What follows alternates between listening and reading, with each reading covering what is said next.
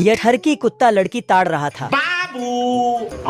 Touch किया उसको mother. भालू कुत्ते को लास्ट वार्निंग देता है और सोने चला जाता है। बाल बाल बच गया रे देवा। चिरकुट खिड़की से सब देख रहा था। कुत्ता कुर्सी पर अपना पिछवाड़ा टिकाने जाता, लेकिन यह चिरकुट सुई घुसा देता है।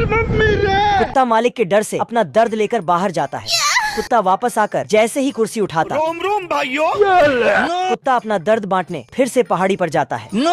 इधर चिरकुट बम पटाखा लेकर इसके मालिक को जगाने जाता है और कुत्ते को गोद से चिपका देता है। एक जोरदार धमाका होता है, लेकिन साला भालू गदहा बेचकर सो रहा था। मैंने कुछ नहीं किया। तभी चिरकुट को लड़की की फोटो मिलती है। टच किया उसको मदर।